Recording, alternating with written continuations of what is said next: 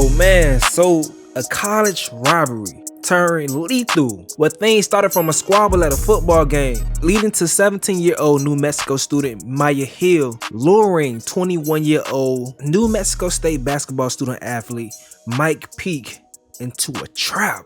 And it all ended with one of the aggressors being flatlined, man. Now my subscribers know how this goes. I got a talking code for the algorithm. Make sure y'all be on point and read in between the lines. But this right here is the story about Mike Peake. And fellas, we are going to talk about one thing that's very important, and that is discipline.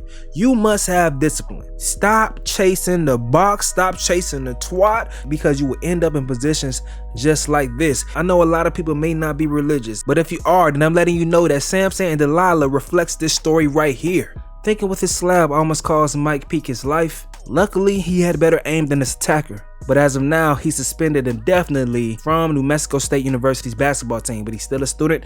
I'm going to give you all the details later about that. Make sure you smash the like button, subscribe if you're new to my channel, and turn on the notification bells for all new updates just like this. Let's get into this story, man. It's a deep one. So October 15th, you had a rivalry football game between New Mexico and New Mexico State. At that game right there, a squabble broke out in the stands. There's a crazy minute-long footage of people throwing hands, and you can see Mike Peake throwing hands in that video. Mike Peake was helping his fellow New Mexico State students fight against New Mexico students during this whole situation. And I haven't seen exactly who it is yet, but it said that a guy named Brandon Travis is in the midst of this squabble. New Mexico State got the best out of New Mexico in this fight right here, and it left a real sour taste in the mouths of those who took that L. And as time passed, somehow Mike Peake got connected to a New Mexico student, and that is 17-year-old Maya. Some people say it's through Tinder, I don't know, but Maya herself said that since then her and Mike have been talking, you know, just kicking the shit. Now time proceeds, it's basketball season, and New Mexico is about to play New Mexico State in basketball. But in this situation, New Mexico State is traveling to come to New Mexico to have their game there. So Mike Peake is talking to Maya, and he sees the opportunity to go ahead and, you know, pull up on her. And he's definitely trying to have a little nasty time, and that was admitted by Maya herself. Well, once again, she is 17, but the age of consent is 16 in New Mexico. So ever since then, we've been talking back and forth, and we just, like, when he got down here, he said, of course you want to have sex. So yeah, that's what we were gonna do. Now Maya tipped off her friends, at least 3 in total. We have 2 names, Brandon Travis and Jonathan Smith. The other friend, we don't have his name yet. But these guys that attended New Mexico was told by the girl that he was gonna be pulling up, so they plan to go and jump the guy when he pulls up. Now we have footage of him actually arriving and walking up some steps leading to a door with Maya. Brandon Travis, Jonathan Smith, and another person seen running up. Brandon Travis with that fire in his hand. Now, if you're just checking, I'm seeing that the guy with the bat is referred to as Eli, and Jonathan is the other individual. So I'm not trying to show any violence on my channel. I done been clipped too many times. I gotta be careful, guys, so bear with me. I'm gonna put what I can in the pinned comments so you guys go ahead and see the clips as I'm putting things together. I'll go ahead and do my best to give details to each uncensored clip. So outside of Coronado Hall, these 3 individuals approached Peake, and Travis pointed his fire at Peake while 2 individuals were behind Peake. I just started walking, and then I didn't see them because they came up from behind us. But when the only person that I did see was B, and he pointed the gun at Michael's face. And after that, I ran. All I seen was Brandon walk up to him with the gun pointed to his face, and Michael did this. That's the last thing I seen when I ran. Okay. Before I ran, because I seen the gun. I didn't know that there was a gun involved. Okay. That's why I ran. Eli hit the basketball player on his right leg with the baseball bat from behind. Pete began to run as Travis let off several shots. I thought they were jumping him because, like I said, I heard the noise, so that's why I had like stayed there for a second. I didn't know they were gunshots. Luckily, Peake had that thing on him too, pulled it out, reached back, and bust back at Travis. Within the exchange of gunfire, Peake was hit, but he only was hit in his leg. And Travis was hit also, but he wasn't so fortunate. He was nice. He had, like, I felt so bad.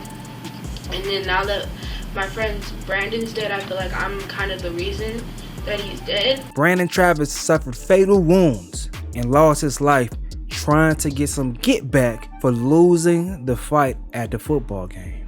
And now you lost your damn life, man. I thought they were just gonna jump him. Nobody was supposed to die. Nobody was even supposed to get shot. The plan was that they just wanted to jump him just to get the point across to state. In this life, you gotta learn how to take your L's, dog.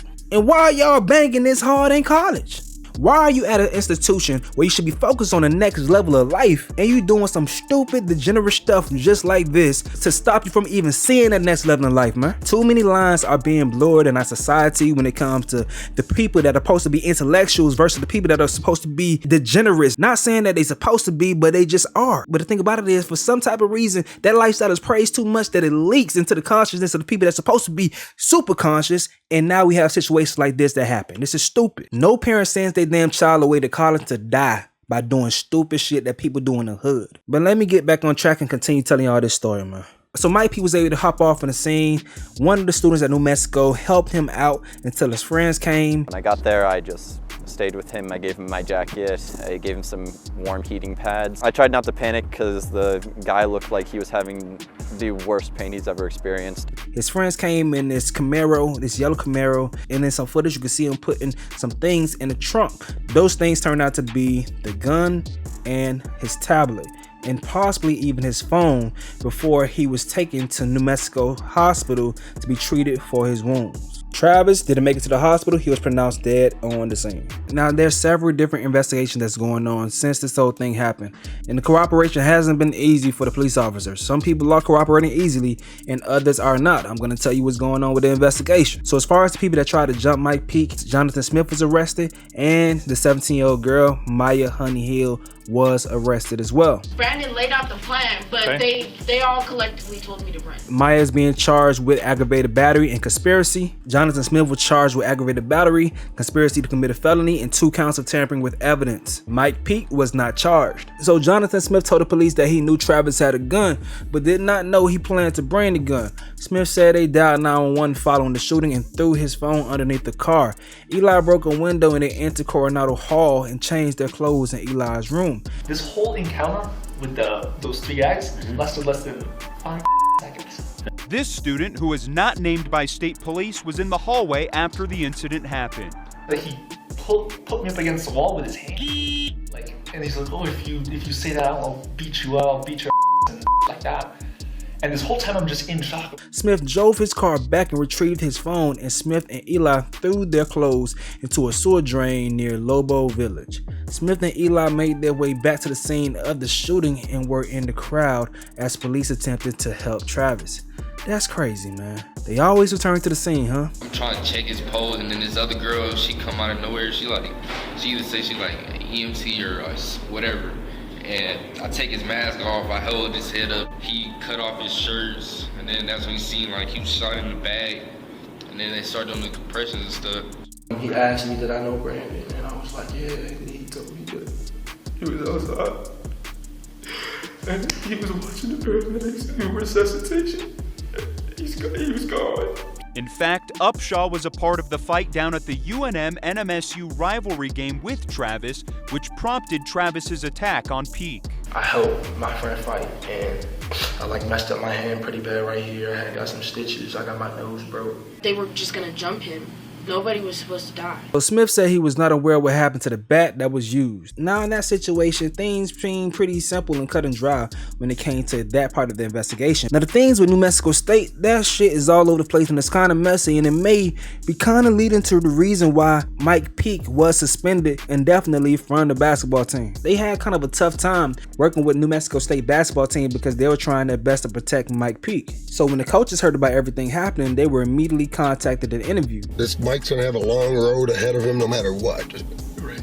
I mean, he may never play basketball second again for me ever again. So they talked to New Mexico State's head coach, Greg Hare, and also an assistant coach, Dominique Taylor, and they let them know how serious things were, especially when it came to retrieving the evidence. Now, important evidence that the police officers needed was Mike Peake's phone, his tablet, and the file. From the surveillance footage, the police definitely knew that Mike Peake put those things inside a Camaro. Inside the Camaro, there were 3 of Mike Peake's friends, Asa Muhammad, Marcellus Avery, and Anthony Roy. They got that stuff and they drove off. Now, the police officers wondering where are those things? He doesn't have his phone, the weapon, so we believe those are in the yellow Camaro.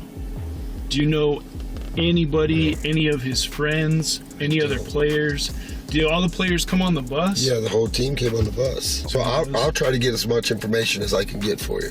Yeah, I mean, I'm all about making sure this, like, for everybody. Yeah. That this is, everybody does the right way. I had probably about 5 missed calls from Muhammad. Oh, 5? Yeah. Okay. And then I had probably about 11 missed calls from Anthony and Roy. Mike's friends, or even Muhammad, Roy, who drives a yellow Camaro? None of. Like, these are college kids. They don't make money like that to afford a car like that. And we're all up here on a bus, so everybody was in the same group. Any information you find out, please pass it along so we can nip this in the butt right away. For sure. Before anything else happens. Coach Dominique Taylor said something very, very important. He said that he did room checks, and as he was in the hotel lobby that night making sure players were not violating the midnight curfew, Taylor said he saw Peake with 2 other players at about 1:15 and pointed at the elevator telling them, hey, y'all need to get y'all ass upstairs. Now, Mike Peake told the detectives around 3 a.m. he took an Uber to go and see the girl. Now, the coaches wrapped up their conversation with the detectives, and the detectives telling them, listen, we really need that evidence. We need a gun and the other items that are placed in that trunk. We need that. So from that point, they dispersed. But as Target 7 discovered, according to state police reports, detectives reached out to both coaches hours later and neither answered their phones. Shortly after, state police discovered the team had left town to go back to Las Cruces. They had to catch up to the bus with their lights and sirens on as they went down I-25. All right, so the tablet, you have that? This video is taken after the bus was stopped. Assistant coach Lorenzo Jenkins is seen here handing over Peake's bloodied iPad. Nah, we canceled the game. That's it right there in blue. That one's it? All right. So his phone, do you know anything about his phone? I have no clue what's going on with the phone. The phone was later retrieved in Las Cruces at the home of Ed Posaski, Senior Associate Athletic Director for NMSU. I mean, I'm happy to pass the phone along and get it out of my possession. Police later retrieved Peake's gun at the DoubleTree in Albuquerque where the team was staying. It was in the possession of Coach Taylor. So you don't know if it's loaded or anything? So long story short, the Coach Taylor was hiding the gun for the boy. Now since then, as he was recovering, Mike Peake spoke to detectives that came to speak to him as well, and he was worried about that gun, man. He did not want them to keep that gun. So what would y'all be doing with the weapon? I know what y'all doing with the tablet. Like, y'all just take a picture, get the case file and everything. It might take a while, but eventually you should get your weapon back. It might take a minute though. I said that's my only weapon. I can't be. They'll just send it to my house, or I will have to come up and get it. You'll probably have to come up and get it. For sure. Yeah. I'm telling you, that gun seemed like it was much more of a concern than him keeping his spot on the basketball team. But as of now, as I reported earlier, Mike Peake has been suspended by New Mexico State and definitely from basketball. But he still is able to be a student there. Now, when I first heard of the story, I just seen a situation where a kid was defending himself, and I'm like, okay, he defended himself. Why would that lead to suspension? But as I broke down the story more and also listened to the athletic director, it brought me to this conclusion. But hear the AD talk, and let's see if we came to the same conclusion. Obviously, we have team standards, we have university standards, but every person, at least in this country, has a due process, and that's what's going on right now. Okay, that doesn't mean that an outcome is preordained, but you know, as we work through, you know, obviously an active investigation, and the campus continues to evaluate some things, you know, we'll still afford people due process, even if, you know, the sentiment is not for that by the general public. The university and police have confirmed that Peake took a gun on a team bus to Albuquerque, breaking university policy, and carried a gun on the UNM campus. That's a misdemeanor in the state of New Mexico. The school also confirmed that Peake was punished for his role in a fight on October 15th that was the alleged precursor to the shooting, as the UNM students allegedly wanted revenge against Peake. Let's break down this whole situation as far as every role that he played in leading up to this point. 1, he was involved in a melee, a crazy squabble at a football game. 2, you violated curfew, even after a coach seen you and told you to take your ass upstairs. 3, You were traveling on a team bus with a firearm. 4, you took the firearm onto the opposing team's campus. It doesn't even matter if it's opposing team. You took the firearm onto the school campus, New Mexico campus. Now those are just things that Mike Peake did himself in a vacuum, separate from the entire story that I already told you. And just looking at that situation alone, if this my son or my little brother, I'm kissing him on the forehead and thanking God that he alive. But definitely telling him that when he heals, oh, we gotta have a conversation, because what the fuck is you doing, bro? Every single thing that you doing, you put yourself in this position. 1, why are you fighting? Why are you in the crowd fighting? What's up with you? 2, if you just simply follow the rules, my boy, you got a game that day. I know you want to get your rocks off, but you got to focus on your priorities. So you violating like crazy just so you can go ahead and sleep with some fast little girl. And just because you was so horny, you walked yourself into a setup. This is a huge reason why meat discipline should never be ignored. Fellas, be disciplined. Stop thinking with your meat. Stop thinking with your slab. It's unfortunate, but this young man put himself in that situation. And thank God that he didn't lose his life, and no, he will not be charged, because by the law of the land, he protected himself. But as far as the institution, which holds you up to their own values, their own standards, to their own rules, because you're supposed to be a better person than just the normal public. You're trying to be one of the best and trying to set as far as being one of the 15 best basketball players on that campus, while also being a great student. You're supposed to be doing your best to be thinking on that level to make sure you're on point. But thinking with your meat got you all off your pivot, and you almost lost your life, and you had to take someone else's. Albeit, he deserved it. And it's a sad thing. I feel sorry for his parents. But if you do have parents that's here, you're still here, so they could talk to you still, and hopefully, man, you take heed to their words, bro. But this was another cautionary tale. Young fellas out there, don't be like Mike Peake. Do not be like Mike Peake. Because although it may be a good story to tell, it's a situation that should have never happened, man. I'm going to go in and sign out. It's your boy Stacy, and I fought with you. The reason why, because you fucks with me.